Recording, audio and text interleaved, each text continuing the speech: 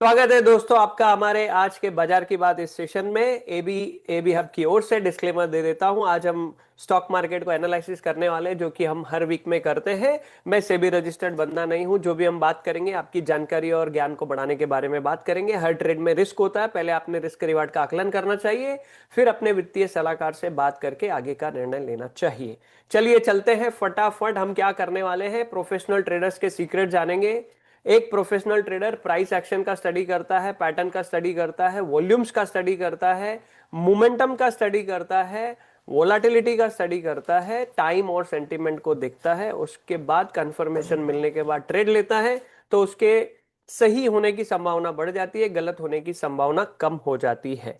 तो कैसे देखेंगे हम इसको, एक एक करके मैं आपको बताऊंगा। आपके सामने डॉ जोन्स का चार्ट है। पहले वर्ल्ड मार्केट देखेंगे तो तीन तरह के चार्ट यहाँ पर लगे हुए हैं। एक है डेली, एक है वीकली, एक है मंथली। और नीचे आप देखेंगे आरएसआई का एक इंडिकेटर है, जो कि मोमेंटम इंडिकेटर है। उसके बाद कैंडल के आसपास तीन आपको लाइंस दिखाई दे रही है, वो बोलिंजर बैंड है, वोलाटिलिटी का इंडिकेटर है। साथ में हम वॉल्यूम्स भी देखेंगे जहां पर जरूरत पड़ेगी, प्लस कैंडल स्टिक पैटर्न्स को भी हम देखेंगे। अभी यहां पर हमें क्या समझ में आ रहा है, डाउ जोन्स के इस चार्ट पर मंथली और वीकली आरएसआई जो 60 को क्रॉस करके ऊपर चल रहे हैं। इसका मतलब है कि मार्केट जो है वो बुलिश है। डेली वाला 60 को क्रॉस करने की कोशिश कर रहा है, मतलब ओवरऑल जो है मार्केट हमें बुलिश नजर आ रही है। अगर आप डेली चार्ट पर देखेंगे तो आपको यह भी पता चलेगा कि पहले जहां से ऊपर उछली थी मार्केट, उसी जगह पे सपोर्ट लेके इस बार भी वहां से ऊपर आई है। सो डॉ जोन्स जो है कंप्लीटली हमें दिखाई दे रहा है कि बुलिश साइड में है। पिछले हफ्ते हमने देखा कुछ प्रॉफिट बुकिंग आई थी, लेकिन अब वो वापस वी शेप रिकवरी होती हुई हमें दिखाई दे रही है। सो डॉ जोन्स बुलिश नजर आ रहा है। नास्डैक को देखेंगे, नास्डैक में भी वही हाल है, मंथली और वीकली दोनों 60 के ऊपर है। और अगर आप डेली चार्ट पे देखेंगे तो जो लास्ट कैंडल बनी है वो एकदम हायर हाई के पास आकर के क्लोज हुई है। तो हायर हाई के पास आके क्लोज होना इज ए साइन कि मंडे मॉर्निंग को मार्केट जो है ऊपर खुलने के आसार जो है ज्यादा नजर आते हैं। सो नैस्डैक भी बुलिश दिखाई दे रहा है यहाँ पर। S&P 500 को देखते हैं, जो टॉप 500 कंपनी है अमेरिका की। क्यों देखते हैं हम अमेरिका के मार्केट को, क्योंकि ट्रेंड सेटर जो होते हैं बड़े लोग होते हैं। अमिताभ बच्चन, अक्षय कुमार, दीपिका, जो इस तरीके के कपड़े पहनते हैं, हम भी उस तरीके के कपड़े पहनने लगते हैं। तो बड़े लोग ट्रेंड सेट करते हैं। वैसे ही बड़ी इकोनॉमी ट्रेंड सेट करती है। अमेरिका सबसे बड़ी इकोनॉमी है पूरे वर्ल्ड में। तो पहले हम अमेरिका की मार्केट को देख रहे हैं, फिर हम विकसित देशों की मार्केट को भी देखेंगे। Right. So this is also seems bullish S&P 500। हालांकि अभी लाइफ टाइम का हाई जो अभी रिसेंटली बना था वो टूटा नहीं है, but it seems completely bullish. DAX Germany को देखेंगे, काफी सप्ताह से ये एक रेंज बाउंड चल रहा है। वीकली आरएसआई इसका 60-40 के बीच में, जो कि साइडवेज हमें दर्शाता है। 60 के ऊपर बुलिश होते हैं हम, 40-60 के बीच में बेरिश साइडवेज होते हैं, और बिलो 40 बेरिश होते हैं। राइट। सो यहाँ पर शॉर्ट पीरियड जो है, शॉर्ट पीरियड में यहाँ पर साइडवेज दिखाई दे रही है। हालांकि एकदम हाई लेवल पर जाकर के ये कंसोलिडेट कर रही है। कोई भी मार्केट सीधी ऊपर नहीं जाती है, वो थोड़ी ऊपर जाती है फिर नीचे आती है, जिसको रिट्रेसमेंट कहा जाता है, फिर ऊपर जाती है। या वो ऊपर जाती है और साइडवेज हो जाती है, फिर ब्रेकआउट देके ऊपर जाती है। तो ये हायर जगह पर doji doji candle, monthly candle पे आपको दिखाई दे रही है, वहां पर ये कंसोलिडेट हो रही है। मे बी ब्रेकआउट यहाँ पर होने की संभावना हो सकती है, ब्रेक डाउन भी हो सकता है, दोनों चीजें संभावित होती है यहाँ पर। बट ओवरऑल हम देखेंगे तो हायर लेवल पे टिक रही है, मतलब खरीदारी वहां पर भी हो रही है। सो मार्केट वहां पर टिकने में 5 महीने 6 महीने हो गए, कामयाब हो रही है। सो यूरो स्टॉक्स का भी कुछ उसी तरीके से हाल है, हायर लेवल पे वो थोड़ा सा कंसोलिडेट कर रहा है, बट ओवरऑल सीम्स गुड यहाँ पर भी। डेली और वीकली चार्ट साइडवेज जोन में है, आप देख रहे हैं कैंडल भी साइडवेज जोन में ही दिखाई दे रही है हमें। ओके, जैसे हमने देखा अमेरिका की मार्केट है, वैसे यहाँ की ये मार्केट नहीं है, लेकिन ये कंसोलिडेशन के बाद वापस ब्रेकआउट अगर करती है तो यहाँ पर भी तेजी अच्छे से देखने को मिल सकती है। यूके का मार्केट वीकली मंथली दोनों उसके ऊपर है। डेली 20 MA के ऊपर है। जो लाल कलर की लाइन आपको दिख रही है, that is a 20 moving average. Right. So UK also seems good. Japan का मार्केट देखते हैं, मंथली वीकली RSI 60 के ऊपर है। डेली भी 40 के नीचे गया नहीं है, मतलब बेरिश जोन में नहीं गया है, वहां से ऊपर होने की तैयारी उसकी दिखाई दे रही है। जापान भी अच्छा दिखाई दे रहा है। कोस्पी कोरिया का मार्केट वीकली मंथली दोनों 60 के ऊपर चल रहे हैं। ओके, थोड़ा सा रिट्रेस हुआ, लेकिन अभी भी ये बुलिश जोन में ही है। हमने जैसे बात की, मार्केट एक जैसे ऊपर नहीं जाती है, मार्केट ऊपर जाती है, ओके, कंसोलिडेट होती है, फिर ब्रेकआउट देके ऊपर जाती है, रिट्रेस होती है, फिर ऊपर जाती है। इस तरीके से ऊपर जाने का सिलसिला होता है। So seems bullish share. KOSPI Korea भी बुलिश दिखाई दे रही है। हैंग सेंग को देखेंगे, हांगकांग की मार्केट, अब इसको आप देखेंगे तो ये साइडवेज जोन में नजर आ रही है। ओके, और एक मंथली चार्ट पे ये एक तगड़ा रेसिस्टेंस जो आपने देखा यहाँ पर आपको दिखाई दे रहा है। सो कंसोलिडेशन जब तक ब्रेकआउट नहीं होता है तब तक के स्पीड नहीं आती है। सो ये भी कंसोलिडेट हो रही है ऊपर की लेवल पे, ये भी कंसोलिडेशन यहाँ पर चल रहा है। ओके, शंघाई चाइना का मार्केट देखेंगे, मंथली वीकली दोनों आरएसआई 60 के ऊपर है। इसने यहाँ पर 20 मूविंग एवरेज पे सपोर्ट ले लिया है, that is also good thing all together. So यहाँ पर भी कुछ गड़बड़ नहीं है। ब्रेंट क्रूड का 40 के नीचे गया, मंथली आरएसआई वीकली 40 के नजदीक है, डेली 40 पर ही है, विच is a good thing for us. अगर क्रूड ऑयल के प्राइस घटते हैं तो हमारा बहुत बड़ा देश है, क्रूड ऑयल यानी कि कच्चा तेल, बहुत सारा तेल हमें लगता है ट्रांसपोर्टेशन इंडस्ट्री के लिए। और अमूमन आप देखेंगे जैसे जैसे क्रूड ऑयल के प्राइस गिरते हैं, पेंट वाले जो शेयर होते हैं उनमें उछाल आते हुए दिखाई देता है। क्यों होता है ऐसा? ऐसा इसलिए होता है क्योंकि उनको कच्चा तेल के रूप में क्रूड ऑयल की जरूरत पड़ती है। कच्चा तेल सस्ता हो गया तो कंपनी के प्रॉफिट ऑफ मार्जिन बढ़ जाते हैं, जिसकी वजह से शेयरों में अक्सर उछाल देखने के लिए मिलता है। यूएसडी आईएनआर, यहाँ थोड़ी चिंता वाली बात हो गई थी। लास्ट वीक हमने देखा एक बड़ा ब्रेकआउट आया, फिर उसके बाद प्राइस उसकी नीचे हो गई, यानी कि हमारा रुपया मजबूत हो गया और अभी फिर से थोड़ा सा वो ऊपर जा रहा है, रुपया थोड़ा कमजोर हो रहा है। थोड़ी सी यहाँ चिंताजनक बात है, क्योंकि हम अगर जो इंपोर्ट करेंगे डॉलर में पैसा देना पड़ेगा तो ज्यादा पैसे हमको देने पड़ेंगे, फिर कंपनियों का प्रॉफिट ऑफ मार्जिन जो है वो कम हो जाता है। राइट, चलते हैं इंडियन मार्केट के पास। मंथली वीकली डेली सब 60 के ऊपर नए हाई बनाए। हमको दुनिया से लेना देना नहीं है, कोई साइडवेज चल रहा है, कोई कैसे चल रहा है, हम हमारी मार्केट जो है अपनी मस्ती में यहाँ पर चलती हुई नजर आ रही है। तो सेंसेक्स में नए हाई बन गए हमने देखा, और कंप्लीटली बुलिश जोन में दिखाई दे रही है, तीनों आरएसआई 60 के ऊपर है।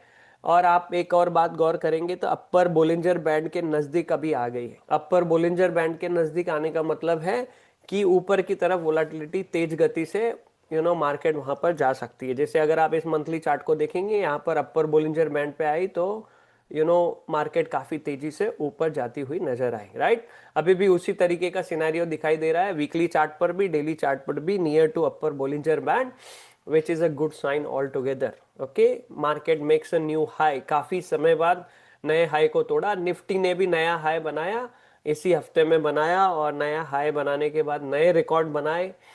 तीनों आरएसआई 60 के ऊपर दिखाई दे रहे हैं। अपनी मार्केट कंप्लीटली यहाँ पर बुलिश नजर आ रही है। बैंक निफ्टी देखेंगे तो आउट परफॉर्मिंग कर रहा है।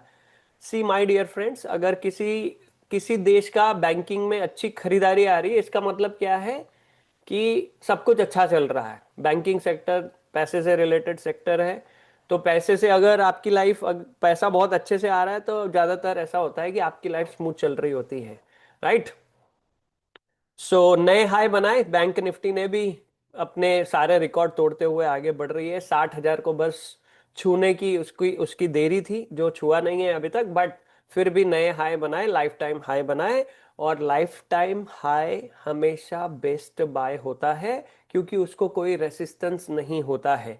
अगर आप रूम में ड्रोन को उड़ाते हैं और वो छत पे जाके अटक जाता है तो वो ऊपर नहीं जाएगा, लेकिन उसको टेरेस पे जाकर के आप उड़ाते हैं तो उसकी जो कैपेसिटी है उतना ऊपर 10 20 30 40 50 फीट ऊपर तक जा सकता है। ओके, क्योंकि उसको रेसिस्टेंस नहीं है। जैसे गोल्ड को आपने देखा, सिल्वर को आपने देखा, पिछले कुछ सप्ताह में रेसिस्टेंस जैसे ही टूटा, अभी ऊपर कोई रेसिस्टेंस नहीं है, तो हमने देखा कि गोल्ड की प्राइस 1.25 लाख को क्रॉस कर गई। राइट, वैसे ही हर जगह हर मार्केट में होता है, जब ब्रेकआउट होते हैं, लाइफ टाइम हाई पर होती है, शॉर्ट नहीं करना चाहिए, मार्केट से डर के रहना चाहिए। Bears are crazy but bulls are crazier.